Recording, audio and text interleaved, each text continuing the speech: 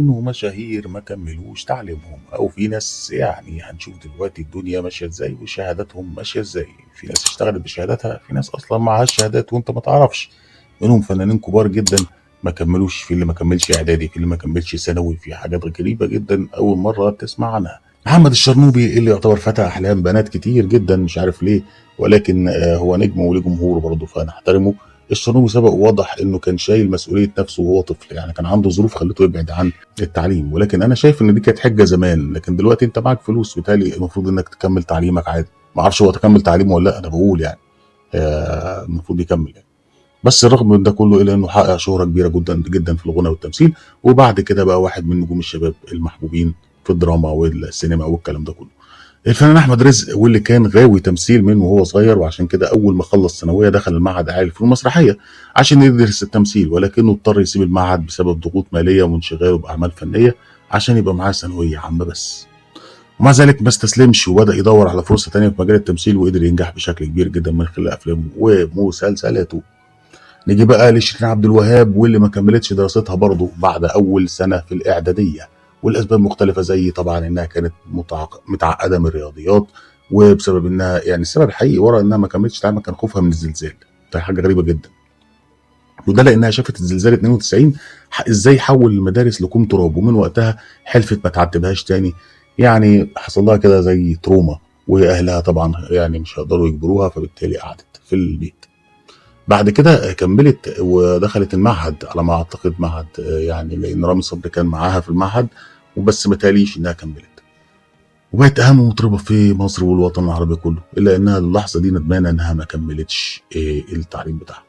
عندنا كمان محمد رمضان، اللي بعد الثانويه حاول يدخل معهد عالي الفنون المسرحيه لكنه اترفض، وبعد محاولات كتير اتقبل، ولكن عاد سنه اولى 5 مرات، وده سبب إن يعني بسبب انشغاله في اعمال فنيه بس، وراح ما فشل في المعهد وما كملش تعليمه، وبدا يقول على نفسه انا نمبر 1 فمش محتاج بالتالي يدرس اي حاجه. بعد كده حد اداله دكتوراه فخريه مش عارف مين، يعني هو حتى مش معاه ثانويه عامه لكن خد دكتوراه فخريه مره واحده. نيجي بقى ل منى شلبي، وكتير مننا ما يعرفش انها سابت التعليم في المدرسه الثانوي او المرحله الثانويه بسبب التنمر اللي تعرضت ليه وقتها بسبب مهنه والدتها الفنانه زيزي مصطفى. وبعدها اتجهت للتمثيل وقدمت ادوار كتيره جدا، دخلت المعهد العالي للفنون المسرحيه، وبعدها طبعا ما كملتش المعهد ده لحد النهارده. طبعا هي تعرضت للتنمر عشان مهنه والدتها زيزي مصطفى انها كانت راقصه وكده، وكانت الناس بتعايرها بكده في المدرسه. وبعد كده حاولت تدخل بقى المعهد وقلنا ما كملتش فيه. بس برغم كده منى شلبي قدرت تنجح وتبقى اهم نجمه يمكن في الجيل بتاعها كله. كمان علا غانم درست في كليه الفنون الجميله بس ما حبتش الاجواء هناك وما كملتش، وبعدها انتقلت للمعهد العالي للفنون المسرحيه، ولكنها برضه سابته وهي ما كملتش للاخر. بعد كده هي سافرت بره، بقت في امريكا دلوقتي، رجعت شويه وراحت راجعه تاني لامريكا. المهم من بقى لو نرجع زمان خالص، وده المفروض يبقى في القناه الثانيه بتاعت اسرار الفنانين والمشاهير زمان يعني، ولكن هنقولها هنا في القناه بتاعت الترند على ايه. العظيم فريد شوقي، لكن الفنان الكبير فريد الأطرش ما كملش تعليمه برضه بسبب الظروف الماديه الصعبه اللي مر بيها وهجره اسرته من جبل الدروز لمصر.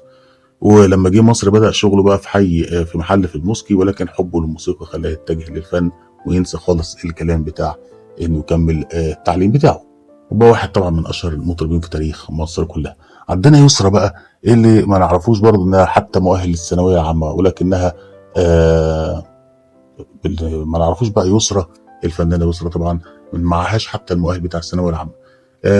طبعا دي نجحت نجاح كبير وهي اهم نجمه في جيلها برضه، لكنها ما حاولتش تكمل تعليمها الاكاديمي لحد النهارده، لكنها اتجهت للتمثيل على طول، ويعني قالت انها هتخلص الثانويه العامه وتدرس تمثيل، بس سابت التعليم في اولى ثانوي بسبب انشغالها الفني.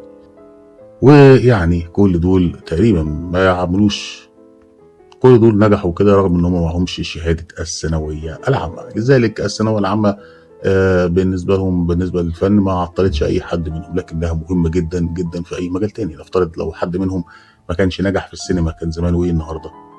كان زمان النهارده حالته صعبه جدا، حتى مش لاقي شهاده يشتغل بيها.